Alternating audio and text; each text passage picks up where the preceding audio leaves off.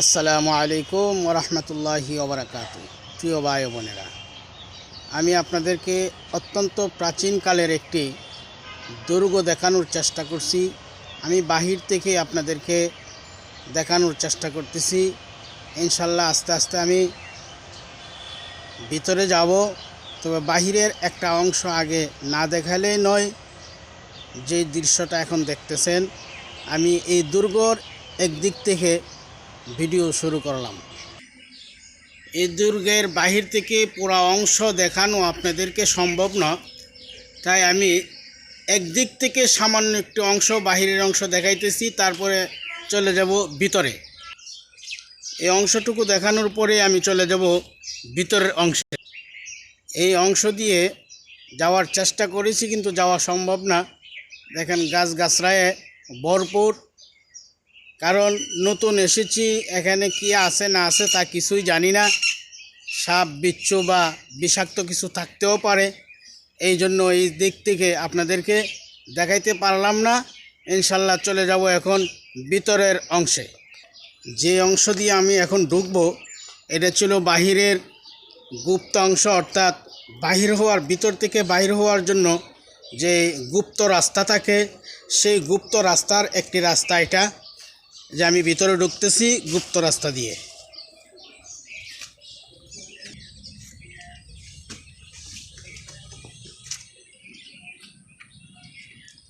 আমি এখন ভিতরে ঢুকলাম। দেখেন এই রাস্তার ওই পারে এইটা হইলো সদর রাস্তা, যেটা দেখাইতেছি এই হলো সদর রাস্তা। এর পাশে এই যে দেখেন, এই কর্নারে আরেকটা ঘরের মতো রয়েছে। জানি না এটা কিসের ঘর, কি আসবিষ, গেলে দেখা যাবে, আপনাদেরকে দেখাবো ইনশাল্লাহ। এরপরে দেখেন এদিকে আছে আরও একটা সিঁড়ি।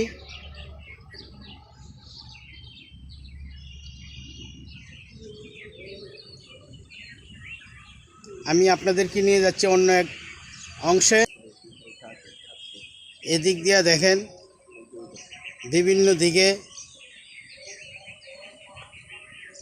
এই যে সিঁড়িখানা দেখতেছেন, এখানে সিপাহীরা থাকতেন, প্রহরীরা। এরপরে যে অংশটা দেখতেছেন, আমি ঘুরে ঘুরে দেখাইতেছি অনেক দূর থেকে। এই যে আরেকটা সিঁড়ি দেখা যায়, এখানেও সিপাহীরা থাকতো দলবদ্ধ হয়ে। এইভাবেই তারা এই দুর্গকে ঘিরে রাখতেন। এই যে এখানে আরেকটা সিঁড়ির অংশ, এখানেও থাকতো।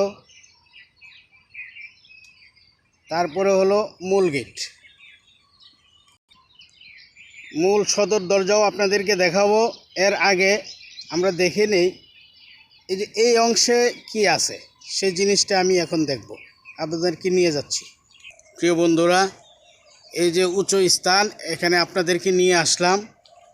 এখানে আমি মন্তব্য করব না, আপনাদেরকে ভিতরের অংশটা দেখাইতেছি, আপনারা দেখেন।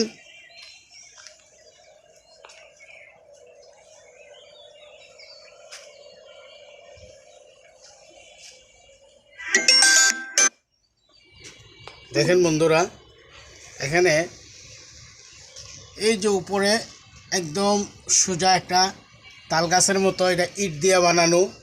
সম্ভবত এখানে সিঁড়ি ছিল, সিঁড়ি দিয়ে তারা উপরে উঠতো। ওইটা বাহিরের শত্রু বাহিনী কেউ আসছে কি না সম্ভাব্য এরকম দেখতো। বা আপনাদের কোনো মন্তব্য থাকলে সেটাও আপনাদেরকে জানাবেন। এবং দুর্গর যে দেওয়ালগুলো কি পজিশনে করা আছে, এটাও আপনাদেরকে দেখাবো। প্রিয় বন্ধুরা, এই যে দেখেন দেওয়ালটা অনেক মোটা। এই যে দেওয়ালের যে ছিদ্রগুলো আছে দেখতেছেন, এই ছিদ্রগুলোর একটা কারণ রয়েছে, রহস্য আছে। আমি কারণটা আপনাদেরকে দেখাইতেছি। এই যে যতটুকু সম্ভব দেখেন, প্রত্যেকটা এই একটা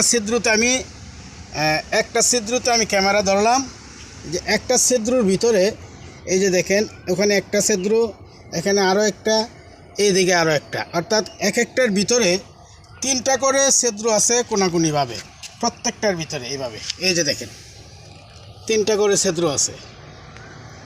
তো আপনারা ইনশাল্লাহ মন্তব্য করবেন, আপনার মূল্যবান মতামতের জন্য অপেক্ষায় থাকব।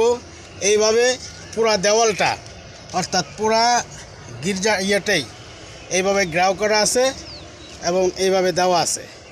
আমি পুরাটুকু আপনাদেরকে একটু এক নজর দেখাইতেছি।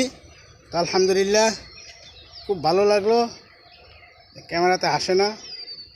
এই যে দেখেন অনেক বড় জায়গা।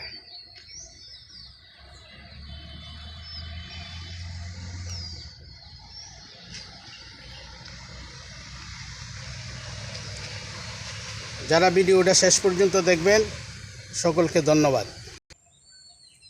প্রিয় বন্ধুরা, আমি যে একটু আগে সিঁড়ির কথা বলেছিলাম, এই যে দেখেন সিঁড়ি দেওয়া আছে, এই যে ধাপে ধাপে সিঁড়ি।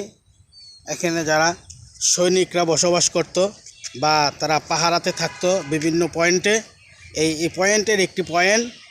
এই যে দেখেন উপরের অংশটা। আর এই জায়গাটা অবস্থিত নারায়ণগঞ্জ নবীগঞ্জের গুদারাঘাট সংলগ্ন একটি জায়গাটার নামটা আমার পুরা জানা নাই।